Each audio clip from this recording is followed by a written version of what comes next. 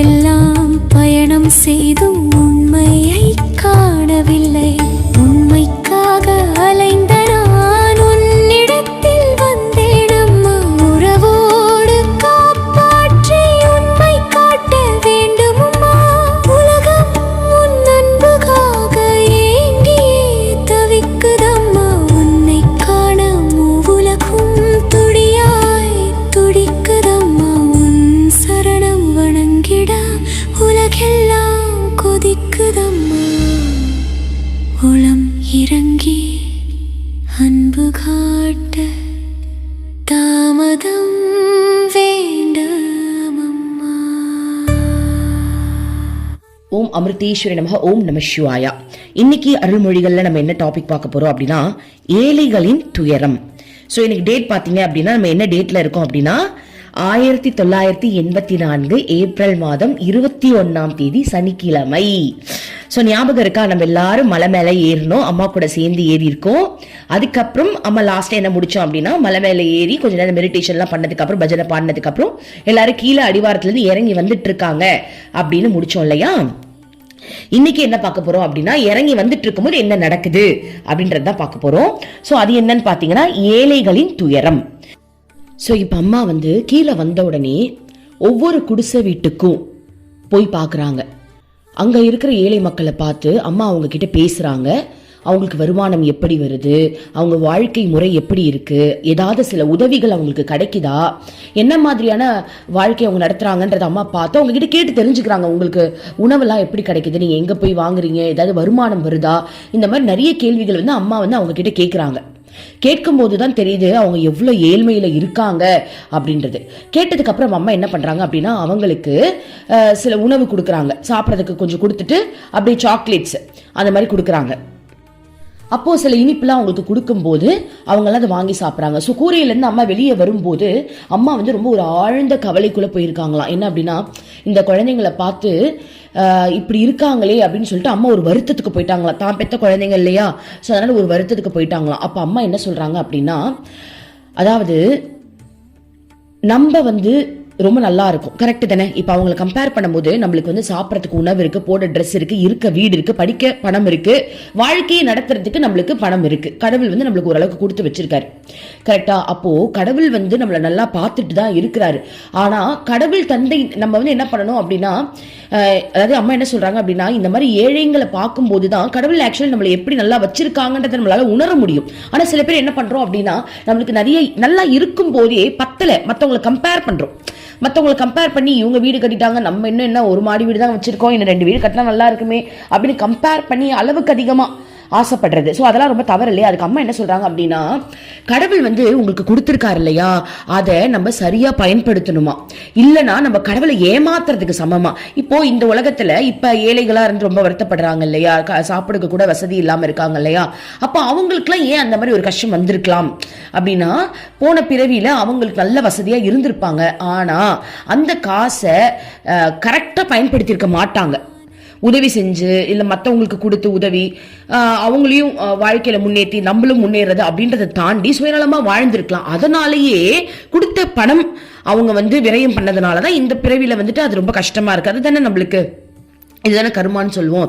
அப்போ நம்ம குரு என்ன சொல்றாங்க அப்படின்னா நீங்க இனிமேலுக்கு உங்ககிட்ட இருக்கிற காசை கரெக்டா நம்ம அதை கரெக்டா பயன்படுத்தணுமா. உண்மையாவே பணம் ஏன் கடவுள் ஒருத்தவங்க ஒரு மனுஷனுக்கு தராங்க அப்படின்னா அந்த பணத்தை வச்சு நம்ம 4 ஏழைங்களுக்கு உதவி செய்யறதுக்கு தான் கொடுக்குறாங்களாம்.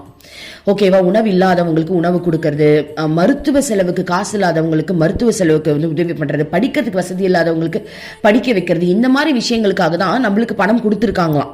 ஆனா நம்ம வெறும் சுயநலமா மட்டும் அதை நம்ம பயன்படுத்திக்கிட்டோம் அப்படின்னா நம்மளுக்கு எப்படி இதெல்லாமே ஒரு கால்குலேஷன் தான் இல்லையா.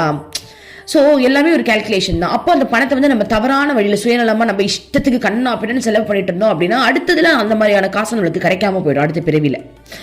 ஓகே, ஸோ அதனால அம்மா அவங்கள பார்த்து ரொம்ப வருத்தப்பட்டுட்டு அப்புறம் அந்த குடிசையிலேருந்து வெளில வராங்க. இதை எல்லாருக்கும் சொல்றாங்க, இந்த மாதிரி நம்ம கடவுளுக்கு நன்றி சொல்லணும், உங்களுக்கு கொடுத்துருக்க காசுக்கும் உங்களுக்கு கொடுத்துருக்க உணவுக்கும் நீங்க இறைவனுக்கு நன்றி சொல்லி நன்றி உணர்வோட இல்லாதவங்களுக்கு நம்ம மனப்பூர்வமா உதவி செய்யணும் அப்படின்னு சொல்றாங்க. இதுல நம்ம ஒரு முக்கியமான விஷயத்தை எடுத்துக்கலாம் பாருங்களேன். இப்ப அம்மா அந்த குடிசை வீட்டுல இருக்கக்கூடிய குழந்தைங்களுக்கும் பெரியவங்களுக்கும் அம்மா உணவையும் இனிப்பையும் ஊட்டி விட்டுருக்காங்க. யோசிச்சு பாருங்க, அன்னபூர்ணி தேவி அம்மா வந்து அன்னபூர்ணி தேவி, லக்ஷ்மி தேவி, இறைவனே இறங்கி பூமியில அவதாரமா இருக்கும் போது அந்த குடிசை வீட்டுக்குள்ள அம்மாவுடைய கால் பட்டிருக்கு. இனிமேலுக்கு அவங்க வீட்டுல குடும்ப கஷ்டம் வருமா? எனக்கு தெரிஞ்சு சத்தியமா வாய்ப்பே கிடையாது. அவங்களுக்கு இனிமேல் கஷ்டம் வரதுக்கு வாய்ப்பே கிடையாது. ஏன்னா அம்மாவோட காலே அதுல பட்டுருச்சு. இன்னொன்னு என்ன அப்படின்னா, அவங்க வந்து அம்மா வந்து தன்னுடைய கையால அவங்களுக்கு ஊட்டி விட்டுட்டாங்க. இனிமேலுக்கு அவங்களுக்கு வயிற்று பசிக்கு பிரச்சனை வருமா? தாயோட கையால வாயில ஊட்டி விட்டு அந்த தாய் கொடுத்த கையில இருந்த உணவு வந்து அவங்க வயிற்று பசி அந்த நிமிஷம் தீர்த்திருக்கு அப்படின்னா, அவங்க வாழ்க்கையில இனிமேலுக்கு வயிற்றுல எப்படி சொல்றது, அந்த வயிற்று கஷ்டம் என்ன சொல்ற, அந்த பசி அப்படின்ற ஒரு விஷயமே எனக்கு தெரிஞ்சு அந்த குடும்பத்துக்கே இருக்காது. அப்போ ஒரு வீடு மட்டும் இல்ல, எல்லா வீட்டுக்கும் அம்மா அந்த மாதிரி பண்ணியிருக்காங்க. அப்ப பாருங்க, ஏன்னா இறைவன், அதுதான் இறைவன் இறங்கி வருது. இப்ப நம்ம கேள்விப்பட்டிருப்போம், கிருஷ்ண பெருமான் வந்து அந்த கூனி சொல்வாங்க இல்லையா, அவங்களை தொட்ட உடனே அவங்களுடைய உடல் வந்து மாறிடுச்சு, நார்மல் ஆயிடுச்சு அப்படிலாம் கேள்விப்பட்டிருக்கோம் இல்லையா. அதே மாதிரி சாய்பாபா எத்தனை பேருக்கு நோயை வந்து குணப்படுத்தியிருக்காங்க, எத்தனை பேருக்கு வந்து பல மகான்கள் வந்து தொட்டு தொட்டு எல்லா விஷயத்தையும் சால்வ் பண்ணியிருக்காங்க. அப்ப அம்மா வந்து சங்கல்பம் இல்லாம அதை பண்ணியிருக்க மாட்டாங்க இல்லையா. அப்போ இது படிக்கும்போது எனக்கு அதுதான் தோணுச்சு, கண்டிப்பா அந்த குழந்தைங்களுக்கு அம்மா ஊட்டி விட்டதுனாலேயே அந்த குழந்தைங்களுக்கு நிச்சயமா இப்ப அவங்க ஒரு நல்ல நிலைமையில கூட இருக்கலாம், நல்ல ஆன்மீகத்துல முன்னேறி இருக்கலாம். அதை எப்படி சொல்றது, வெறும் காசு விஷயத்துல மட்டும் அவங்க நல்லா இருந்திருப்பாங்க அப்படின்றத தாண்டி அந்த ஞான சோறையும் அம்மா ஊட்டி, அம்மா கையில இருந்து வர பிரசாதம் சாதாரணமா யோசிச்சு பாருங்க, அந்த ஞானம், அந்த ஞான ஊற்றே அவங்களுக்குள்ள இறங்கி இருக்கும். இன்னும் இது மேலுக்கு அவங்க என்ன கஷ்டம் இருக்க போது, எதுவுமே கிடையாது. சோ பெரிய பாக்கியசாலிங்க அம்மா. என்ன சொல்ல, இதுல நம்ம தெரிஞ்சுக்க வேண்டிய ஒரு பாயிண்ட் என்ன அப்படின்னா, இறைவன் நம்மளுக்கு காசு கொடுத்திருக்காரு அப்படின்னா அந்த காசை வச்சு இல்லாதவங்களுக்கு நமக்கும் எடுத்துக்கணும் தான், எடுத்துக்கிட்டு இல்லாதவங்களுக்கு நம்ம உதவி செய்யணும், சுயநலத்தை நம்ம விட்டுறணும், ஆசைகளை அதிகமா வச்சுக்க கூடாது. எனக்கு 3 வேளைக்கு சாப்பாடு இருக்கா, என் கூட இருக்கிறவங்களுக்கு இருக்கா நான் செக் பண்ணுவேன், இல்லையா நான் வந்து அவங்களுக்கு ஹெல்ப் பண்றேன். இந்த மாதிரி சரிசமமா நம்ம வாழ கத்துக்கணும், சுயநலம் இல்லாம வாழ கத்துக்கணும். சரிசமம் அப்படின்றது எதை மென்ஷன் பண்றாங்க அப்படின்னா, நம்ம உதவி செய்யணும்ன்றது தான். ஓகேவா, உங்க எல்லா காசையும் எடுத்து தூக்கி கூட அப்படி இல்லை, உதவி செய்யணும் அப்படின்றத நம்ம கத்துக்கணும். அதுக்காக தான் கடவுள் நம்ம கிட்ட காசு கொடுத்திருக்காரு அப்படின்றத அம்மா இங்க உறுதியா சொல்றாங்க அப்படின்னா நம்ம அதை ஃபாலோ பண்ணணும். ஓகே, அடுத்தது பார்க்கலாம். இப்ப திரும்பவும் ஒரு பக்தர் வந்து அம்மா கிட்ட கேக்குறாங்க, அம்மா இவ்ளோ கஷ்டப்படுற ஏழைகள்லாம் பார்த்துட்டு கடவுள் ஏமா சும்மா இருக்கிறாரு, கடவுள் எந்த ஒரு ஸ்டெப்பும் எடுக்கலையா அப்படின்னு. அதுக்கு அம்மா சொல்றாங்க, உடனே கொஞ்சம் கூட அம்மா தயங்காம உடனே அவங்கள பார்த்து அம்மா சொல்றாங்களாம், கடவுள் அதற்காக தான் நம்மளை படைச்சு பூமிக்கு அனுப்பியிருக்காரு, நம்ம மூலமா அவங்களுக்கு உதவி கிடைச்சிராதா அப்படின்றதுக்காக நம்மளுக்கு பொருள் கொடுத்திருக்காரு அப்படின்னு அம்மா சொல்றாங்க. சோ இப்ப இதுல என்ன அப்படின்னா, ஒரு பாயிண்ட் நம்மளுக்கு நல்லாவே புரியுது, அம்மா வந்து எல்லாருக்கும் உதவி செய்யணும், சேவை செய்யணும்ன்றதான் இறைவன் எதிர்பார்க்கறாங்க. இப்ப அம்மா அதை சொல்றாங்க அப்படின்னா அம்மா தானே இறைவன், அப்ப இறைவன் அதை தானே எதிர்பார்க்கிறாரு. அது எவ்வளவு ஒரு நுணுக்கமான ஒரு விஷயம். அதுக்கு அம்மா என்ன தெரியுமா சொல்றாங்க, முக்கியமான பாயிண்ட், அதுக்கப்புறம் அதை படிச்சு காட்டுறேன். என்ன சொல்றாங்க அப்படின்னா, உண்மையான கஷ்டம்னா என்ன அப்படின்றத இதை பார்த்து நீ தெரிஞ்சுக்கலாம். உனக்கு 3 வேளை சாப்பிட்றதுக்கு சாப்பாடு கிடைக்குது, துணி கிடைக்குது, இருக்க இடம் கிடைக்குது, இதனை மெயின் ஒரு வாழ்க்கைக்கு. அது கூட இல்லாம இருக்கும் போதுதான் உண்மையான கஷ்டம் எதுன்றதே நீ புரிஞ்சுக்க முடியும். ஆனா இங்க இருக்கிற காலத்துல இப்ப இருக்கிறவங்க எல்லாரும் மனமே ஒரு மாயை, அந்த மாயையை நம்பிக்கிட்டு அந்த மனசுக்குள்ள வர கவலைய இதுதான் என் கவலைன்னு அதெல்லாம் கற்பனை கவலைன்றாங்க அம்மா. உன் மனசுல நீ ஒரு விஷயத்த கவலை நினைச்சுக்கிட்டு இருக்கல்ல, அது உண்மையே கிடையாது, அது ஒரு கற்பனை கவலை. அந்த கற்பனை கவலைக்கு நீ ஒரு இம்பார்ட்டன்ஸ் கொடுத்துக்கிட்டு எந்துதான் இருக்கிறதுல பெரிய கவலை நீ உட்கார்ந்துகிட்டு இருக்கல. ஆனா உண்மையான கவலை எது தெரியுமா, சாப்பிடுறதுக்கு வழி இல்லாம உடல் ரீதியாக பிரச்சனை வந்து அந்த உடல்ல வந்து காயத்துல தாங்க முடியாம அந்த வலியில துடிக்கிறது, இதெல்லாம் உண்மையான கவலைன்றாங்க. ஓகேவா. ஆனா நம்ம தான் தேவையில்லாத கற்பனை பண்ணிக்கிறோம். இப்ப எக்ஸாம்பிள் சொல்லணும், ஒரு ஆபீஸ்ல பிரச்சனை அப்படின்னா அதை போட்டுட்டே ஒரு 2 நாள் ஓட்டிக்கிட்டு இருக்கிறது, ஸ்கூல்ல ப்ராப்ளம் அப்படின்னா அதை போட்டுட்டே ஓட்டிட்டு இருக்கிறது, எல்லாருக்குமே அதான் பிரச்சனை, இன்க்ளூடிங் மீ. இன்னைக்கு காலையில கூட பாருங்க, நான் நினைச்சேன் அம்மா என்னதாம்மா நீ தீர்வு தரப்போறேன், அவ்வளோ கற்பனை, எனக்கு கற்பனையிலேயே அவ்வளோ கோவப்பட்டு இருக்கேன், நான் அவ்வளோ கவலைப்பட்டுக்கிட்டு இருக்கேன். யாரு மேல, எனக்கு என் அம்மா மேலதான் கவலையே வரும். நம்ம அம்மாவை தான், நம்ம அம்மா என்னுடைய குருவான ஸ்ரீமத் அமிர்தானந்தமயி தேவி மேலதான் அவ்வளோ கடுப்புல காலையில இருந்து. அப்போ உனக்கு நான் முக்கியம் இல்ல, உனக்கு நான் யாரோ போயிட்டு, உனக்கு நான் ஒண்ணுமே இல்ல, அவ்வளோ கற்பனை. ஆக்சுவலி நான் ஒரு புக்கு படிச்சேன், ராதா வந்து பூமியில பிறந்திருக்கும் போது கிருஷ்ணா அப்படிதான் வேற ஒரு பொண்ணுகிட்ட போயிட்டாருன்னு. ஆக்சுவலி கிருஷ்ணா இன்னொரு பொண்ணுகிட்ட போவே இல்லையா, அவ்வளோ கற்பனை பண்ணாங்களா. அந்த புக்ல வர்ணிச்சு கொடுத்திருப்பாங்க எப்படிலாம் அவங்க கற்பனை பண்ணாங்கன்ட்டு. ஓகேவா, 2 பேரும் ஒரே ஷால்வையை போத்திக்கிட்டு உட்கார்ந்துட்டு இருப்பாங்களோ, இவன் இப்படி பேசுவானா அவ அப்படி பேசுவாளோன்ட்டு அவ்வளோ அப்படி ஒரு கற்பனையில வந்து மன வலியில ஒரு ஸ்டேஜ்ல கிருஷ்ணாவே வந்து ராதா ஒரு காலை பிடிச்சிடுவாராம். எனக்கு மன வேதனை புரியுதுன்னா அப்படி போவே இல்லை, உன்னை விட்டுட்டு நான் எங்க போவேன் அப்படின்னு சொல்லி, உன்னை நான் மறக்காத, உன்னை வந்து நான் நினைக்காத தருணம் கிடையாது அப்படின்னு சொல்லிட்டு வரான். அந்த மாதிரி நான் நினைச்சு பார்த்தேன். ஆளாளப்பட்ட கடவுளுக்கே இந்த நிலைமைலாம் நான் என்ன நிலைமை. சோ கடவுளை பத்தி நம்ம கவலைப்படுறது வந்து தப்பு கிடையாது, அது வந்து நம்மளுக்கு நல்லது. நம்ம தேவையில்லாத ஒரு மனக்குழப்பத்துக்கு போகாம இறைவனை பத்தி ஒரு மனக்குழப்பம் வருது அப்படின்னா அது சூப்பர். ஏன்னா உள்ள இறைவன் இருக்கிறதுனால உன் கர்மாவை கழிக்கிறாரு, உன் அழுக்க எடுக்கிறாரு, அவர் இறங்கி உள்ள வேலை செய்யறாருன்னு அர்த்தம். ஓகேவா? சோ அப்ப பாருங்க, இன்னைக்கு காலைல கூட நான் அம்மாவை பத்தி அவ்வளோ பேசிக்கிட்டு இருந்தேன். உள்ள அப்படியே ஓடிக்கிட்டு இருந்தது சமைக்கிற வரைக்கும். அது ஏன்னு நான் நினைச்சேன், ஏமா நேத்து வரைக்கும் உன்னை கொஞ்சிக்கிட்டு கிடந்தேன், அம்மாவை அவ்வளோ கொஞ்சிட்டு இருந்தேன் நேற்று நைட்டுலாம். கொஞ்சிட்டு கிடந்தேன், உன்னை மடியில போட்டுக்கிட்டேன், நம்ம ஜாலியா இருந்தோம். நான் என்ன பண்ணேன், கனவுல வான்னு சொன்னேன் அம்மாவை, அது வரல. அதனால எனக்கு காண்டாயிடுச்சுன்னு நினைக்கிறேன். எனக்கு எப்பவுமே கனவுல கூப்பிட்டா வந்துருவாங்க. சோ அதனால எனக்கு கோவம் வந்துச்சா என்னன்னு தெரியல, சமைக்கும் போது அவ்வளோ கோவம் அம்மா மேல. ஆனா சோ நான் என்ன சொல்ல வரேன் அப்படின்னா, நம்மளுடைய மனம் எப்படிலாம் ஃபோக்கஸ் பண்ணுது பாத்தீங்களா? சோ இந்த ஃபோக்கஸ் கடவுள் மேல அம்மா மேல இருந்துச்சுன்னா தப்பு கிடையாது, ஆனா மத்த விஷயத்துல இருந்துச்சுன்னா கண்டிப்பா அது நம்மள பாதிக்கும். அப்ப அம்மா என்ன சொல்றாங்க, உண்மையான கவலை இது. இப்ப நான் இன்னைக்கு காலைல நினைச்சது கூட மனக்குழப்பம் தானே, இறைவன் மேலேயே மனக்குழப்பம், கரெக்ட் தானே? ஏன் அம்மா எனக்கு துரோகம் பண்றோம்? யோசிச்சு பாருங்க, என்ன பெத்த தாய் எனக்கு ஏதாவது தவறு பண்ணுவாளா? எப்படி பண்ணுவா? அவளோட கையை வெட்டி போட முடியுமா? கரெக்ட் தானே? அப்ப நம்மளாம் வந்து இறைவனுடைய அங்கம் இல்லையா? நம்மள எப்படி அம்மா விடுவா? தெரிஞ்ச கதை தானே. ஆனா ஏன் கோவம் வருது? அப்போ அவ்வளோ மாயை, அந்த மனசை வந்து அவ்வளோ மாயையில வந்து நம்ம வந்து சிக்க விடுறது. ஓகே, அப்ப அம்மா என்ன சொல்றாங்க, உண்மையான கவலைனா என்னன்னு முதல்ல தெரிஞ்சுக்க. இவங்களெல்லாம் பார்க்கும்போது உண்மையான கவலை என்ன நீங்க தெரிஞ்சுக்க முடியும். அந்த குழந்தைய பாரு, சாப்பிட்டு 10 நாள் ஆயிருக்கும், அந்த நிலைமையில தான் அவங்க எல்லாம் இருக்காங்க. அப்ப அப்படிப்பட்ட ஒரு உண்மையான கவலைக்கு நீ ஹெல்ப் பண்றதை விட்டுட்டு ஓ மனக்கவலையை பெருசா எடுத்துக்கிட்டு எந்துதான் இருக்கிறதுலே பெரிய கஷ்டம், நீ ஒரு மூலையில உட்கார்ந்துகிட்டு இருக்கீங்க, இது எவ்வளவு பெரிய தவறு. சோ கடவுள் நிச்சயமே ஹெல்ப் பண்றாருதான், அதுக்குதான் நம்மள படைச்சு நம்மளுக்கு பொருள் கொடுத்திருக்காரு. அவங்களுக்கு ஏன் கொடுக்கல? அவங்களுக்கு அந்த கர்மா இருக்கலாம், அதனால அதை வந்து அவங்களுக்கு பாடம் வேணும் இல்லையா? பாடம் வந்தா நம்ம கத்துக்க முடியும். ஏதோ கர்மா கழிக்கிறதுக்காக அது கொடுக்காம இருந்திருக்கலாம், அவ்வளவுதான். ஓகேவா? அது கொடுப்பாரு கண்டிப்பா. எல்லாரும் ஒரு சேஞ்சஸ்க்கு வரும்போது நம்ம திருந்திட்டோம் அப்படின்றது நம்மளுக்கு வந்து நம்ம ப்ரூவ் பண்ணும்போது நிச்சயமா நமக்கு திரும்ப அது கிடைக்க தான் போகுது. அதனாலதான் நம்ம சாப்பாடு ஊட்டி விட்டாங்க. இப்போ எனக்கு இதை படிக்கும் போது எனக்கு என்ன ஃபீல் ஆச்சு நான் சொல்றேன் பாருங்க. இப்ப அவர் கேட்டார் இல்லையா, கடவுள் ஏமா பார்த்துட்டு சும்மா இருக்காங்கன்னு. எனக்கு என்ன தோணுச்சுன்னா, எங்க சும்மா இருந்தாங்க? நம்ம தான் சும்மா இருக்கோம். அந்த கடவுளே அம்மா தான். அம்மா தானே அந்த கூரை வீட்டுல ஒவ்வொருத்தர் வீட்டுக்கா போய் அந்த குழந்தைங்களை பார்த்து சாப்பாடு ஊட்டி விட்டு உடம்பெல்லாம் தேய்ச்சி விட்டு எங்கெல்லாம் வலிக்குதுன்றதெல்லாம் பார்த்துட்டு இருந்தாங்க, எல்லாம் கேட்டாங்க. கடவுள் அப்ப சும்மாவா இருக்கிறாங்க? அந்த கடவுளே அம்மா தானே. அம்மா இங்க சும்மா இருந்தா நம்ம கூட மாடிக்கு போனோமா ஜாலியா இருந்தோமான்னு கீழே வந்துகிட்டே இருந்திருப்போம். ஆனா அம்மா சும்மா இல்லையே. அம்மா வந்து எல்லார்கிட்டயும் உள்ள போய் எல்லார பத்தியும் தானே பேசினாங்க, கேட்டாங்க. சோ அதுதான். அப்போ வந்து அம்மா வந்து இம்பார்ட்டன்ஸ் கொடுக்குறாங்க அப்படின்னா கடவுள் இம்பார்ட்டன்ஸ் கொடுக்குறாரு தானே. இப்ப யார் நம்மளுக்கு சொல்லி தரது? ஏழைகளுக்கு உதவணும்னு சொல்லி தரது யாரு? கடவுள் தானே சொல்லி தராங்க, அம்மா தானே சொல்லி தராங்க. சோ அம்மா சொல்றதுல முக்கியமான பாயிண்ட் என்ன அப்படின்னா, மனக்கவலைய நம்ம மாயையில வரக்கூடிய அந்த கவலை நினைச்சுக்கிட்டு நம்ம உட்கார்ந்துட்டு இருக்கோம் இல்லையா, உண்மையான கவலை அது கிடையாது. உண்மையாவே வாழ்க்கையில போராடுறவங்களுக்கு தான் உண்மையான கவலை, அவங்களுக்கு நம்ம சப்போர்ட் பண்ணணும். அப்படி நீ சப்போர்ட் பண்ணும்போது உன்னுடைய மனக்கவலையெல்லாம் இறைவன் தீர்த்து வைப்பாரு அப்படின்றத அம்மா இதில் மெயினா சொல்றாங்க. ஸோ இப்போ என்னோட ஸ்டோரி ஒன்று சொல்றேன். நான் சொன்ன இல்லையா காலையில் அம்மா மேலே அவ்வளோ கோவத்தில் இருந்தேன்ட்டு. ஒரு மிகப்பெரிய அதிசயம் என்ன நடந்துச்சு அப்படின்னா, நான் எதிர்பார்க்கவே இல்லை அம்மா என்னை இப்படி வந்து சமாதானப்படுத்துவாங்கன்னு.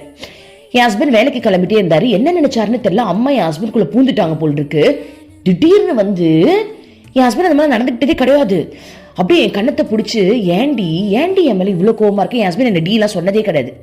இது வரைக்கும் கல்யாணம் ஆனதுல ஒரு டைம் கூட சொன்னது கிடையாது. ஆனா நான் லாஸ்ட் டைம் இப்போ ரீசெண்டா ஆசிரமம் போகும்போது மனசுல நினைச்சுக்கிட்டேன், அம்மா அந்த குழந்தைய டி சொல்லு பாப்பா. ஒரு குழந்தைய கொஞ்சிட்டு இருந்தாங்க. அம்மா இன்னொரு வாட்டி அந்த குழந்தைய டி சொல்லு பாப்பா, நான் என்னன்னு எடுத்துக்கிறேன் அப்படின்னு நான் மனசுல நினைக்கும் போது அந்த குழந்தைய சொல்லல, ஆனா என்ன மாதிரியே ஒரு கோபிகையை வந்துட்டு அம்மா வந்து டின்னு சொல்லி கூப்பிட்டுட்டாங்க. அதை நினைச்சு எனக்கு என்ன நீ டி சொல்லலன்னு சொல்லிட்டு ஒரே அழுக. ஆசிரமத்துல அழுததுக்கு அம்மா என் வீட்டுல வந்து என்ன பண்றா பாருங்க, என் ஹஸ்பண்ட் ரூபத்துல, ஏண்டி உனக்கு என் மேல கோவம்? ஏண்டி உனக்கு உண்மையாவே என்ன பிடிக்கலையாடி? என் ஹஸ்பண்ட்லாம் அப்படி கேட்க வாய்ப்பே கிடையாது, கண்டிப்பா கிடையாது. அம்மா எனக்கு என்ன டவுட்னா, என் ஹஸ்பண்ட் வேலைக்கு போயிட்டாரோ, அம்மா தான் மாறு வேஷத்துல வந்துட்டாலும் எனக்கு அப்படி ஷாக் ஆகுது. டீன்னு அம்மா தான் அது. அப்போ பாருங்களேன், நான் அவ்வளோ கோவப்பட்டேன்னா உடனே அம்மா அதை சால்வ் பண்றாங்க நான் நினைச்சுக்கிட்டேன். ஆனாலும் நான் வந்துட்டு ரிப்ளை பண்ணவே இல்லை. என் ஹஸ்பண்ட் நான் ரிப்ளைவே பண்ணல. அப்புறம் அவர் கிளம்பி போனதுக்கு அப்புறம் நான் அம்மா கிட்ட டைஸ் போட்டு கிட்டேன், என்ன என் மேல கோவமானா? ஆமா, நான் வந்துட்டு எவ்வளவு ஆசையா வந்து நான் வந்து அம்மாட்ட பேசல. ஸோ டைஸ்ல இன்ஸ்டாகிராம்ல பேசும்போது அம்மா வந்து நான் எவ்வளோ ஆசையாக உங்ககிட்ட வந்தேன், நீ ஏண்டி என்னை கண்டுக்கவே இல்லை அப்படி இப்படின்னு ஏதோ சொல்லிட்டு இருந்தாங்க. அதுக்கப்புறம் சரி, அது அப்புறமா பார்த்துக்கலாம், நம்மளுக்கு இன்னும் நிறைய டியூட்டி இருக்குன்னு சொல்லிட்டு அருள்மொழிகள் போட வந்துட்டேன் நான். இது மட்டும் இல்லாமல் அம்மா இதில் இன்னொரு முக்கியமான பாயிண்ட் சொல்கிறாங்க. என்ன அப்படின்னா, முதல்ல ஒருத்தவங்க வேதனையில் இருக்கும்போது அந்த இடத்துல நான் இருந்தால் எப்படி எனக்கு வலிக்கும்ன்றதை நம்ம உணரணுமா. இப்போ அந்த இடத்துல நான் இருக்கேன், எப்படி வலிக்கும்ல நமக்கு, அதை உணரணும்னு அம்மா சொல்கிறாங்க. இதில் வந்து பாயிண்ட் அவுட் பண்ணி சொல்கிறாங்க. ஒருத்தவங்க பசியில் இருக்காங்க அப்படின்னா அந்த இப்போ நம்ம பசிக்குது அப்படின்னும் போது அந்த டைம்ல நமக்கு சாப்பாடு கிடைக்கலன்னு நம்மளுக்கு எப்படி இருக்கும்? ஒருத்தவங்க வந்து உடம்பு வலியில கஷ்டப்படுறாங்க அப்படின்னா இதுக்கு முன்னாடி நம்மளுக்கு உடம்பு வலிச்சிருக்கு இல்லையா, அதெல்லாம் நம்ம நினைச்சு பார்த்தா அப்படித்தானே இவங்களுக்கும் வலிக்கும் அப்படின்னு நம்ம அதை உணர ட்ரை பண்ணணுமா. ஸோ பாருங்க, இது அம்மா சொல்லும் போது எனக்கு ஒரு விஷயம் ஞாபகம் வருது. இப்போ சில பேருக்கு வந்து யாருக்காவது பிரச்சனை இருக்கு அப்படின்னா நம்ம கிட்ட ஃபோன் பண்ணி பிரார்த்தனை பண்ண சொல்லுவாங்க இல்லையா, அந்த வகையில இதெல்லாம் அம்மா எனக்கு சொல்லி கொடுத்துருக்காங்க. ஒரு தடவை அப்படிதான் ஒருத்தவங்களுடைய குழந்தைக்கு வந்து சுத்தமா உடம்பு முடியல. என்கிட்ட சொன்ன உடனே ஆட்டோமேட்டிக்கா என்னுடைய மைண்ட் வந்து அந்த தாய்மை உணர்வுக்கு போயிடுது. இப்ப நம்ம குழந்தை நம்மளுக்கு இருக்காங்க, நம்ம குழந்தைகளுக்கு இந்த மாதிரினா நம்மளால எப்படி இருக்கும், அப்ப அதே தானே அந்த தாய்க்கு இருக்கும் அப்படின்றது கம்பேரிசனை வந்து அம்மா நம்மளுக்கு பண்ணி பண்ணி காட்டுறாங்க. இதே மாதிரி ஒருத்தவங்க சொன்னாங்க, அவங்களால எழுந்துக்க முடியலையா, குனிஞ்ச நிலைமையில இருக்காங்க, நிமிரவே முடியலையா, அந்த அளவுக்கு அவங்களுக்கு வந்து பின்னாடி பெயின் இருக்கான். ஸோ அம்மாட்ட பிரார்த்தனை பண்ணிக்கோங்கன்னு சொல்லும் போது என்ன அறியாமையே அம்மா கிட்ட வருது. எப்படின்னா ஒரு நிமிஷம் கண்ணை மூடி நான் நினைச்சு பார்த்தேன், இந்த மாதிரி என் லைஃப்ல எப்ப நடந்திருக்கு, நான் சின்ன வயசு காலேஜ் படிக்கும்போது நடந்திருக்கு. இந்த மாதிரி அல்சர் மாதிரி வந்து என்னால் நிமிரவே முடியாம இருந்துச்சு. அப்ப நான் என்ன பண்ணேன், அப்ப எனக்கு எப்படிலாம் இருந்ததுன்றதை நான் நினைச்சு பார்த்தேன். ஒரு நிமிஷம் நினைச்சு பார்த்தோன்னே அப்பா அந்த பெயினை நினைச்ச உடனே நான் அம்மாட்ட சொல்றேன், அம்மா அவங்க பாவமா எப்படி வலிக்கும் தெரியுமா அம்மா, முதுகுலாம் அவங்களால எழுந்துக்கவே முடியாம வயிறு பிடிச்சி இழுக்குமா, அது கொடுமையா இருக்கும் அம்மா, ப்ளீஸ்மா ப்ளீஸ்மா எப்படியாவது உங்களுக்கு சரிப்படுத்திடுங்கம்மா அப்படின்னு. அது நம்ம உணர்ந்தாதானே அது ஆத்மார்த்தமா அந்த பிரார்த்தனையே நம்மளுக்கு வெளில வருது. அதை தான் அம்மா சொல்றாங்க. முதல்ல ஒருத்தவங்களுக்கு நீங்க பாக்குறீங்க அப்படின்னா உதவி செய்யணுமா, ஓகேவா, உதவி செஞ்சுட்டு பிரார்த்தனை பண்ணணும். ஏன்னா சில உதவிகளை நம்மளால செய்ய முடியாது. என்ன செய்ய முடியாது, அவங்களுக்கு உயிருக்கு பிரச்சனை தான் நம்மளால காப்பாற்ற, உயிர் நம்மளால கொடுக்க முடியாது, அது இறைவனால தான் முடியும். சோ உதவி செய்யணும், பிரார்த்தனை செய்யணும். அது எப்படி செய்யணும் அப்படின்னா நம்ம அவங்கள உணரணும். எனக்கு இருந்தா நான் எப்படி இருப்பேன் அதே தான் அவங்களுன்றத உணர்ந்து பார்த்து நம்ம அவங்களுக்கு பண்ணும் போதுதான் நம்மளால அதை ஃபுல் ஃபிளெஷ்டா ஏத்துக்கிட்டு பண்ண முடியும் அப்படின்ற பாயிண்ட் வந்து அம்மா இதுல சொல்றாங்க. இதுல அம்மா வந்து முத்தை வச்சு ஒரு எக்ஸ்பிளைன் பண்றாங்க. என்ன அப்படின்னா, கடலுக்குள்ள முத்து இருக்குல்ல, அந்த முத்து நம்மளுக்கு வேணும் அப்படின்னா என்ன பண்றோம், காசு சம்பாதிக்கிறோம், காசு கொடுத்தா முத்து கொடுக்குறாங்க, அவ்வளவுதான் நம்மளுக்கு தெரியும். ஆனா அந்த முத்தை எடுக்கிறதுக்கு நம்ம எந்த பாடும் படுறது கிடையாது. ஆனா உண்மையா அந்த முத்தை எப்படி எடுக்கிறாங்க, கடலுடைய ஆழத்துக்கு ஒருத்தர் போய் தன்னுடைய உயிரை கையில பிடிச்சிட்டு உள்ள போய் மூச்சு முட்டி, கரெக்ட் தானே, அதை எடுத்துட்டு வெளில வரதுக்கு எவ்வளவு பெரிய விஷயம். அது நம்ம ஒரு படத்துல கூட பார்த்திருப்போம். இந்த மாதிரி ஹீரோ வந்துட்டு கடலுக்குள்ள போய் அந்த முத்தை எப்படிலாம் எடுத்துட்டு வராங்க, நம்மளுக்கு அதை அப்படியே காட்சியா காட்டுவாங்க. அதை பார்க்கும்போது தெரிஞ்சு எப்பா எவ்வளவு கஷ்டம்டா, எவ்வளவு பெரிய ஆழ் கடலுக்குள்ள நம்ம போய் அந்த முத்தை எடுக்கிறதுல சாதாரண விஷயம் இல்லையா. நம்ம அது பண்ணாததுனால தானே நம்மளுக்கு அது தெரியல. நம்ம போய் அந்த முத்தை அப்படிலாம் போய் நம்ம அந்த முத்தை எடுத்திருந்தோம் அப்படின்னா நம்மளுக்கு அந்த அருமை தெரிஞ்சிருக்கும் இல்லையா. அதுதான் அம்மா சொல்றாங்க. எப்பவுமே அந்த கஷ்டத்தை, அந்த உழைப்பை வந்து நம்ம நினைச்சு பார்க்கணுமா. ஈஸியா எனக்கு முத்து கிடைச்சிருச்சு, அதை நான் கழுத்துல போட்டிருக்கேன், இங்க பாருங்க இந்த கடையில நான் முத்து வாங்கினேன் அப்படி இருக்கக்கூடாதான். அந்த முத்தை எடுத்தவங்க எந்த அளவுக்கு அதை எக்ஸ்பீரியன்ஸ் பண்ணி எடுத்திருப்பாங்க, எவ்வளவு உழைச்சிருப்பாங்க, அதெல்லாம் நம்ம நினைச்சு பார்த்தாதான் அந்த முத்தோடைய அருமையே நம்மளுக்கு புரியும்ன்றாங்க. ஓகேவா. அந்த மாதிரி நம்ம கூட இருக்கிறவங்க யாருக்காவது ஒரு வலி இருக்கு அப்படின்னா நம்ம வந்து அவங்கள வந்து உணரணும்னு அம்மா சொல்றாங்க, உணர்ந்து பார்க்கணுமா. அப்போ ஆட்டோமேட்டிக்கா அந்த ஹெல்பிங் மைண்ட் செட் நமக்கு வரும். ஓகேவா. ஸோ இதை சொல்லிட்டு அம்மா என்ன பண்றாங்க அப்படின்னா, ஸோ இப்போ அம்மா என்ன பண்றாங்க, பஸ் அங்கே நிற்கிது, பஸ்ல வந்து அம்மா முதல்ல ஏறுறாங்க. அதுக்கப்புறம் எல்லா சீடர்களும் நம்ம தான், யாரு, நம்ம தான் அந்த பஸ்ல போறோம். ஸோ முதல்ல அம்மா ஏறுறாங்க. இப்போ நம்ம எல்லாரும் பின்னாடி போய் ஏறலாமா. ஸோ இப்போ நம்ம எல்லாரும் பஸ் பின்னாடி ஏறிட்டு இருக்கோம். இப்போ அம்மா உள்ள போய் உட்காந்துட்டாங்க, நம்மளாம் அம்மா பக்கத்துல போய் உட்காந்தாச்சு, ஒரு சீட்ல உட்காந்துட்டோம். இப்போ அம்மா நமக்கு ஒரு கதை சொல்றாங்க.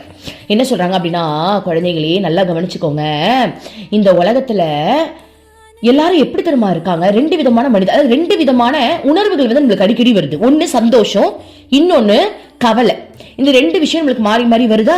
அது எப்படி வருது அப்படின்னா, நம்மளுக்கு பிடிக்காத ஒருத்தவங்க, நல்லா கவனிச்சுக்கோங்க, நம்மளுக்கு பிடிக்காத ஒரு பர்சன், நம்ம வெறுக்கிற ஒரு பர்சன் நல்லா இருந்துட்டோம் அப்படின்னா நம்மளுக்கு கவலை வந்துருமா.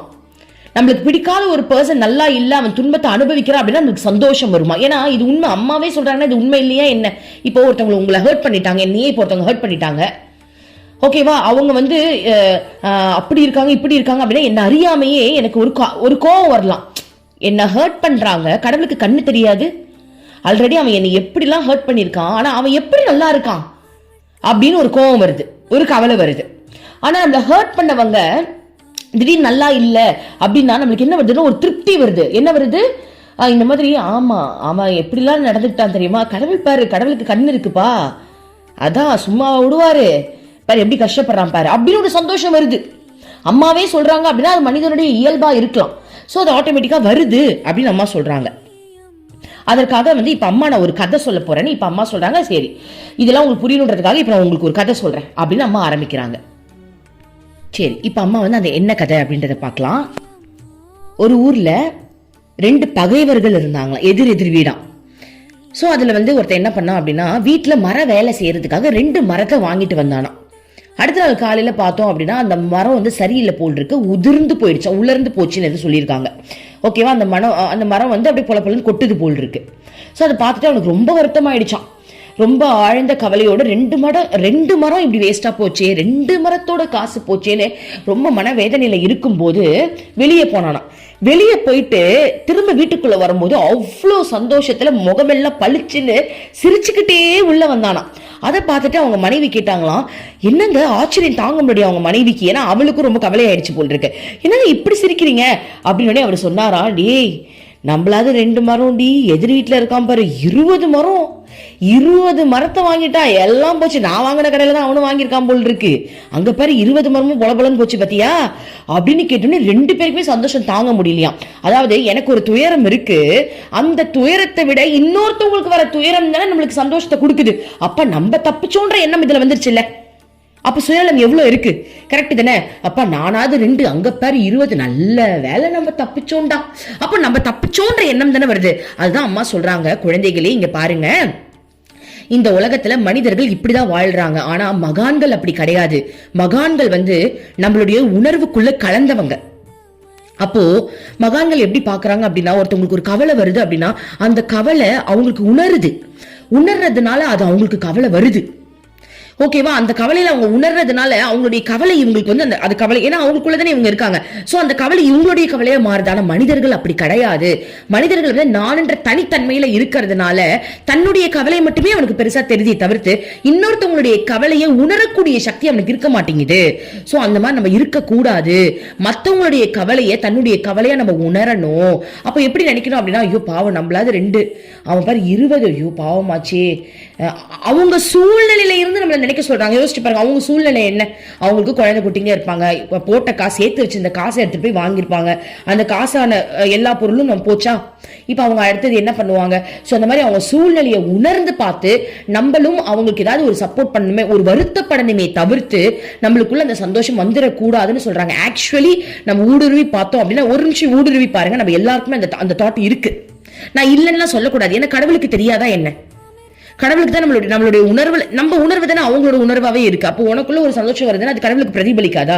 அப்ப எல்லாமே தெரியும். நம்மளும் யோசிச்சு பார்க்கணும், நம்மளும் அந்த நிலைமையிலதான் இருக்கோமா? சத்தியமா இருக்கும். இன்னும் நம்மளுக்கு சேஞ்சஸே வரல. ஏன்னா ஆத்ம அனுபூதி நிலையை அடையும் போதுதான் அந்த சேஞ்சஸ் வரும். அது வரைக்கும் நம்ம ட்ரை பண்ணணும். அது வரைக்கும் நம்ம வந்து பழகணும்னு அம்மா சொல்றாங்க. அம்மா என்ன சொல்றாங்க அப்படின்னா, இதை நீ ஒரு பிராக்டிஸ்க்கு கொண்டு வா. இன்னொருத்தன் படுற கவலைய, அவனோட பிரச்சனைய நீ உணர கத்துக்கோ, உணர்ந்து அவனுடைய வேதனையில நீ பங்கிட்டுக்கோ. அதாவது என்ன சொல்றாங்கன்னா, ஒருத்த மன வலியோட பேசுறான் அப்படின்னா அவனுக்கு ஆறுதல் கொடுக்கணும். அவனோட உணர்வுகளை புரிஞ்சு நம்ம ஆறுதல் கொடுக்கணும், நம்ம அதை புரிஞ்சிக்கணும். நம்ம வந்து அப்படியே வந்துட்டு அதெல்லாம் ஒண்ணும் இல்லப்பா, இதெல்லாம் எல்லாருக்கும் நடக்கிறது அப்படிலாம் சொல்லக்கூடாது, அதை உணரணும் அப்படின்னு சொல்றாங்க. சோ அதுதான் நம்மளோட ஃபர்ஸ்ட் பிராக்டிஸே. நம்ம வந்து மற்றவங்களுடைய துயரத்தை நம்ம முதல்ல உணரணும். உணர்ந்து அதை வந்து நம்ம வந்து அக்செப்ட் பண்ணும்போது தான் அவங்களுக்காக நம்ம வந்து பிரார்த்தனை பண்ணிட்டு அவங்களுக்கு சில உதவிகள் செய்யும் போது அவங்களுக்கும் சந்தோஷம் கிடைக்கும், கடவுளுக்கு அதை விட பேரின்பம் கிடைக்கும். அப்போ நம்மள அடுத்தடுத்த நிலைக்கு ஈஸியா இறைவனால உயர்த்தவும் முடியும். நம்மளுக்கும் சீக்கிரமா ஆத்ம அனுபூதி நிலையை கொடுத்துருவாங்க. சோ இந்த கதையை அம்மா சொல்றாங்க. இப்போ நம்ம எல்லாரும் பஸ்ல வந்துட்டு இருக்கோம் இல்லையா, அம்மா இந்த கதை அழகா சொல்லி முடிச்சுட்டாங்களா?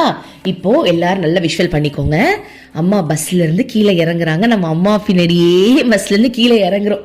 ஓகேவா? இறங்கின உடனே அம்மா என்ன பண்றாங்க, ஒரு 3 மணி ஆயிடுச்சு நம்ம வர்றதுக்கு. நம்ம இப்போ ஒரு ஹாஸ்டல் எடுத்து தங்கியிருக்கோம் இல்லையா, ஸோ அந்த இடத்துக்கு இப்போ நம்ம போறோம். அம்மா வந்து 3 மணிக்கு அவங்களோட அறைக்கு போயிட்டாங்க. நம்ம என்ன பண்றோம், பசி தாங்க முடியல, அதனால நீங்க நான் எல்லாரும் அங்க சாப்பாடு ரெடி பண்ணிட்டாங்க, போய் சாப்பிட்டுட்டு இருக்கோம். ஸோ கரெக்டா ஒரு 2 மணி நேரம் நம்ம வந்து அங்கே அப்படியே சாப்பிட்டுக்கிட்டு அப்படி இப்படி அங்கே அப்படி போயிட்டு ரெஸ்ட் எடுத்துட்டு நம்ம ரூமுக்குலாம் போயிட்டு வரதுக்கு டைம் ஆயிடுச்சு. ஒரு 2 மணி நேரம் கழிச்சு இப்போ அம்மா நம்ம எல்லாரும் சேர்ந்து கன்னியாகுமரியில இருக்கக்கூடிய கடற்கரைக்கு இப்போ நம்ம அம்மாவோட நடந்து போறோம். எல்லாம் விஷுவல் பண்ணிக்கோங்க. இப்போ நம்ம எல்லாரும் எங்க இருக்கோம், கன்னியாகுமரி ட்ரிப்ல இருக்கோம். விடுதிக்கு வந்துட்டோம், சாப்பிட்டாச்சு. இப்ப அம்மா ரூம்ல இருந்து வெளில வராங்க, நம்ம ஓடி வரோம். அம்மா ரொம்ப இளமையா அழகா இருக்காங்க. சோ இப்ப அம்மா வரப்ப நம்ம எல்லாரும் அம்மாவுடைய கையை பிடிச்சி நம்ம அப்படியே நடந்து வரோம். ஓகேவா? இப்ப அம்மா சொல்றாங்க, சரி சரி வாங்க வாங்க செல்லங்களா, என் செல்ல பிள்ளைகளா வாங்க, இப்ப நம்ம எல்லாரும் கடற்கரைக்கு போகலாம் அப்படின்னு கடற்கரைக்கு போகும்போது அங்க நம்ம கேங்ல, ஓகேவா, நம்ம கேங்ல ஒரு வயதானவங்க இருக்காங்க. சுமார் ஒரு 85 வயசு இருக்குன்னு வச்சுக்கோங்க. நம்ம கேங் தான் அவங்க. அப்போ என்ன ஆகுது அப்படின்னா, அவர் வந்து நல்ல சாஸ்திரம் தெரிஞ்சிருக்கு, இலக்கணம் தெரிஞ்சிருக்கு. ஸோ அதனால வந்துட்டு நிறைய விஷயங்கள் தெரியுது அப்படின்றதுனால நல்லா அவருக்கு வந்து அவரோட அறிவை காட்டணும் அப்படின்றதுக்காக நம்ம கிட்டலாம் வந்து நிறைய பேசுறாங்க. நம்மளுக்குலாம் மண்டை குழம்பி போகுது. நம்ம என்ன நினைக்கிறோம், நம்மளுக்குலாம் ஒண்ணுமே தெரியலையோ, இவருக்கு ரொம்ப அறிவு, இவ்வளோ அறிவா பேசுறாருன்னு சொல்லிட்டு நம்மளாம் என்ன பண்றோம், அவரை பார்த்து அப்படியே ஏங்கி போறோம். ஐயோ நம்மளுக்கு ஒண்ணுமே தெரியலையே, அப்ப நம்மளாம் எப்படா இதை கத்துக்கிறது, இவருக்கு நிறைய தெரியுது போல் இருக்கே அப்படின்னு நம்ம ஒரு ஏக்கத்துல இருக்கோம். ஆனா அவர் வந்து நல்லா எனக்கு அது தெரியும் இது தெரியும் அப்படின்னு நிறைய சொல்றாங்க. நம்மளாம் வந்து அப்படியே பார்த்துக்கிட்டு அப்படியே அமைதியா இருக்கும். அப்ப என்ன ஆகுது, அம்மா என்ன பண்றாங்க, அவரை கூப்பிடுறாங்க. நம்மளாம் ஆச்சரியம் பாக்குறோம், என்னடா இது அம்மா வந்து அவங்களை கூப்பிடுறாங்க அப்படின்னு ஆச்சரியமா பாக்குறோம். அப்போ அம்மா அவரை கூப்பிட்டு அவரை 2 கையும் இருக்க பிடிச்சுக்கிட்டாங்களாம். சோ அவர் என்ன பண்றாரு, நம்ம கிட்டதான் இப்படி எல்லாம் பேசுறாரு தவிர்த்து அம்மா கிட்ட ரொம்ப பவ்யமா நடந்துக்கிறாரு. அம்மா கிட்ட சின்ன குழந்தை மாதிரி மாறிடுறாரு. 85 வயசு, ஆனா அம்மா கிட்ட அவர் என்னமோ 3 வயசு குழந்தை மாதிரி அவ்வளவு அடங்கி போய் அப்படியே ஒரு பாவத்துக்கு அவர் மாறிடுறாரு. சோ அம்மா கூப்பிட்ட உடனே பவ்யமா மாறிட்டாரு. மாறி போய் அம்மா அப்படின்னு நிக்கிறாரு. அம்மா என்ன பண்றாங்க, செல்லமா அந்த பையனுடைய 2 கையையும் அப்படியே ஒரு கையில புடிச்சுக்கிட்டு இன்னொரு கையை எடுத்து அவருடைய தலையில முடியல போல் இருக்கு, அதுல மிருதங்கம் வாசிக்கிற மாதிரி தலையை வந்து இப்படி பண்ணிட்டு இருக்காங்களாம். ஓகேவா? அப்படி பண்ணிட்டு இருக்காங்க. அப்போ அவருக்கு தெரிஞ்சிருச்சு, ஐயோ நம்ம ஏதோ ஓவரா பேசிட்டோம் போல் இருக்கே, அம்மா கேட்டுட்டா, அதனாலதான் அம்மா நம்மளை கூப்பிட்டுருக்காங்க அப்படின்னு சொல்லிட்டு அவர் அமைதியா அம்மா அப்படின்னு கூப்பிடும்போது அம்மா சொல்றாங்க, குழந்தை இங்க பாரு, நீ இத்தனை நாள் படிச்சுட்டு இருக்க எல்லாமே தலையில ஏத்தி வச்சிருக்க, அதை இறக்கி இதயத்துக்கு கொண்டு வா. அன்பா நடந்துக்கணும். நீ படிச்ச எல்லாத்தையும் நீ உணர்வு பூர்வமும் படிச்சு அதை நீ கத்திருந்த அப்படின்னா இன்னைக்கு அது உன் இதயத்து மூலமா வேலை செஞ்சிருக்கணும். எனக்கு எல்லாம் தெரியும்ன்ற பாவத்துல அது இருந்திருக்காது. எனக்கு எல்லாம் தெரியும் அப்படின்ற பாவம் தலகணம். அப்ப இன்னும் அது உன் தலையில தான் இருக்கு, அதை இறக்கி இதயத்துக்கு கொண்டு வா. அதை புரிஞ்சுக்கிட்டு அதை உணர்வு ரீதியா நீ வந்து வெளிக்காட்டணும். நீ படிச்ச சாஸ்திர சம்பிரதாயங்கள்ல என்ன சொல்லி இருக்கு, அன்பா நடந்துக்கணும், கருணையா நடந்துக்கணும். அப்ப அது வார்த்தையால சொன்னா பத்துமா, அதை வந்து நீ வந்து வெளிக்காட்டணும் இல்லையா?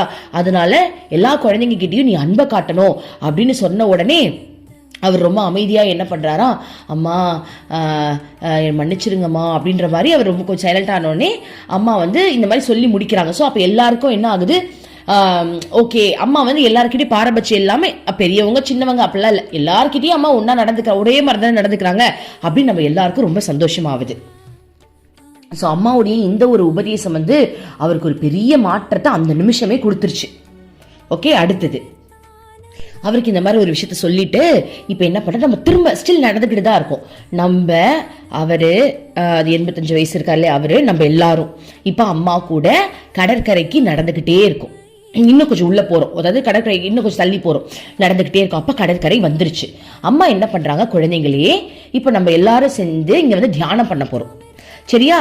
சோ அதனால அம்மா சொல்லித்தரேன், எப்படி தியானம் பண்ணணும்னு சொல்லித்தரேன் அப்படின்னு இப்ப அம்மா நம்மளுக்கு சொல்லித்தராங்க. குழந்தைங்களே இங்க பாருங்க, இந்த படர்ந்த கடற்கரை இருக்கு இல்லையா, இதுல படர்ந்த தாமரை மலர் ஒண்ணு இருக்கிற மாதிரி நீங்க நினைச்சுக்கோங்க. நினைச்சுக்கிட்டு உங்களோட இஷ்ட தெய்வம் இருக்காங்க இல்லையா, உங்களுக்கு பிடிச்ச கடவுள் முருகரோ கிருஷ்ணரோ, உங்களுக்கு யார பிடிக்கும், அந்த கடவுள் அந்த தாமரைக்கு நடுவுல உட்கார்ந்து இருக்கிற மாதிரி நினைக்கணுமா. நினைச்சிட்டு கண்ண மூடிதான் நினைக்கணும், கண்ண மூடி இதெல்லாம் நினைக்கணும். நினைக்கும் போது அப்போ உங்களுடைய இஷ்ட தெய்வம் உங்களை பார்த்து சிரிக்கிற மாதிரி, நீங்க அவரை பார்த்து சிரிக்கிற மாதிரி, அவரு உங்களை கூப்பிடுற மாதிரி நீங்க நினைக்கணுமா. அப்போ அவருடைய ஒவ்வொரு அங்கத்தையும் நீங்க ரசிக்கணுமா. அவருடைய கண்கள், அவருடைய புருவங்கள், அவருடைய மூக்கு, உதடு, அவருடைய புன்னகை, அவருடைய கன்னம், அவருடைய நெத்தி, அவருடைய கிரீடம், அவருடைய தோள்பட்டை, அவருடைய கழுத்து, அவருடைய மார்பு பகுதி, அவருடைய வயிற்று பகுதி, அவர் கையில வச்சிருக்க அந்த ஆயுதங்கள், அந்த மாதிரி என்னென்ன வச்சிருக்காங்களோ எல்லாத்தையும் ஒண்ணு விடாம நம்ம ரசிச்சு பார்க்கணுமா. அம்மா சொல்றாங்க அப்படிலாம் பாருங்க. அப்புறம் உங்களுக்கு ரொம்ப பிடிச்சி போய் ஒரு ஹீரோவை எப்படிலாம் ரசிச்சு பார்ப்பீங்க, அந்த மாதிரி உங்களுக்கு பிடிச்ச கடவுளை நீங்க ரசிச்சு ரசிச்சு பார்க்கணும். பார்த்துட்டு நீங்க பார்த்துட்டு இருக்கும் போதே கடவுள் உங்களை பார்த்து இங்க வா அப்படின்னு கூப்பிடுற மாதிரி நினைக்கணுமா. அப்போ நம்ம எல்லாரும் ஓடி போய் கடவுள் பக்கத்துல போய் நம்ம நின்னுக்கணுமா. அந்த மாதிரிலாம் நீங்க நினைக்கணும் அப்படின்னு அம்மா சொல்றாங்க. சோ அப்ப கடவுள் வந்து உங்களை ஆசீர்வாதம் பண்ற மாதிரி நீங்க நினைங்க அப்படின்னு அம்மா சொல்லி தராங்க. சொல்லிட்டு சப்போஸ் இது உங்கள யாருக்காவது நினைக்க வரல அப்படின்னா, இந்த அலையில எழும்புற ஓசை இருக்கு இல்லையா, அந்த ஓசையை நீங்க வந்து என்ன பண்ணுங்க, அந்த ஓசைக்கு ஏத்த மாதிரி அந்த அலைகளை மட்டும் பார்த்து பார்த்து ரசிங்கன்னு அம்மா சொல்றாங்க. ஸோ அப்படியே பார்த்துக்கிட்டே கொஞ்ச நேரத்தில் நீங்களும் கண்ணை மூடி வெறும் அந்த ஓசையை மட்டும் காதில் கேட்டுக்கிட்டு அந்த ஓசையை மட்டும் கவனிங்க நல்லா. இப்போ அலை ஓசை வருதா, அலை பாயுதா, திரும்ப உள்ள போதா, திரும்ப அலை ஓசை வருதா, அதில் நீங்கள் கவனம் செலுத்துங்கன்னு சொல்லிட்டாங்க. ஸோ கண்களை மூடி உருவமா இந்த மாதிரி கற்பனை பண்றவங்க அப்படி பண்ணுங்க, வராதவங்க இப்படி பண்ணுங்க அப்படின்னு அம்மா சொல்லிட்டு உடனே அம்மா டக்குன்னு தன்னுடைய தியான நிலைக்கு அம்மா ஆழ்ந்துட்டாங்களாம். சொல்லிட்டு அம்மா எவ்வளவு பெரிய தியான நிலைக்கு ஆழ்ந்துட்டாங்க பாருங்க. இப்போ நம்மளோட கதையை சொல்லலாம். இப்போ அம்மா சொல்றாங்க இல்லையா, இந்த மாதிரி இறைவன் அங்கே இருக்கிற மாதிரி நாங்கள் வந்து எப்படி நம்ம மெடிடேஷன் பண்ணுவோம், மார்னிங் மெடிடேஷன்ல நாங்கள் எப்படி தெரியுமா பண்ணுவோம், நாங்கள் வந்து ஆசிரமத்தில் இருக்கிற மாதிரி அம்மா உட்காந்துட்டு இருக்க மாதிரி, அம்மா கால் கீழே நாங்கள் உட்காந்துட்டு இருக்க மாதிரி, அம்மா எங்களை வந்து திரும்ப அணைக்கிற மாதிரி, அம்மா காதல செல்லப்பிள்ளை சொல்ற மாதிரி, அம்மா கட்டி பிடிக்கிற மாதிரி, அம்மா கிட்ட மனசு விட்டு பேசுற மாதிரி இப்பெல்லாம் நாங்கள் நினைப்போம். இதெல்லாம் அம்மா சொல்லி கொடுத்தது தான். அம்மா வந்து இந்த டூர்ல நம்மளுக்கு வந்து இப்படி சொல்லி தராங்க கடற்கரையில. மற்ற டைம்ல அம்மா நம்மளுக்கு மார்னிங் மெடிடேஷன் பண்ணும்போது இந்த மாதிரிலாம் சொல்லி தருவாங்க. அப்போ நம்ம கடவுளோட வந்து ரொம்ப ஒரு தாய் பிள்ளை, ஒரு தாய் சேய் எப்படிலாம் பின்னி பிணையுமோ அந்த மாதிரிலாம் நம்ம கடவுளை நினைக்கலாம். ஓகேவா. ஸோ இப்போ இந்த சாப்டர் இது, அதாவது இந்த நம்ம என்ன ஹெட்டிங் படித்தோம், ஏழைகளின் துயரம், இது இன்னையோட முடியுது. நாளைக்கு இன்னும் அடுத்த சாப்டர் வந்து நம்ம பார்க்கலாம். ஓகேவா. இதே நம்ம ஸ்டில் கடற்கரையில தான் இருக்க போறோம். அதுக்கு அடுத்தது இப்ப தியானம் முடிஞ்சதுக்கு அப்புறம் என்னெல்லாம் நடக்க போகுது அப்படின்றத நம்ம நாளைக்கு பார்க்கலாம். ஓகே. சோ இப்ப நம்ம எல்லாரும் எங்க இருக்கோம், கன்னியாகுமரியில இருக்கோம். யாரு கூட இருக்கோம், அம்மா கூட இருக்கோம். என்ன பண்ணிட்டு இருக்கோம், தியானம் செஞ்சுக்கிட்டு இருக்கோம். சோ இப்ப எல்லாரும் இது கேட்டு முடிச்சுட்டு அப்படியே அம்மா சொல்லி கொடுத்த மாதிரி தியானம் பண்ணுங்க பார்க்கலாம். ஓம் அமிர்தேஸ்வரம், ஓம் நம சிவாயா. மனமே உனக்கு சொந்தம், ஒருவரும் இல்லை என்ற உண்மையை ஒரு நாளும் நீ மறந்திடாதே.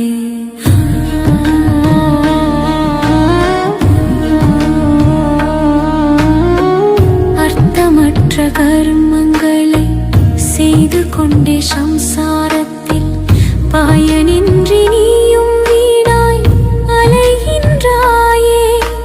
காயமது மாயமதனை சவம் என்று உணர்ந்து கொண்டு சத்தியத்தை அறிந்திட நாம் வழி தேடுவோம். நிலையில்லா உலகினை நிஜமென்று எண்ணிடாதே, மெய்ப்பொருளா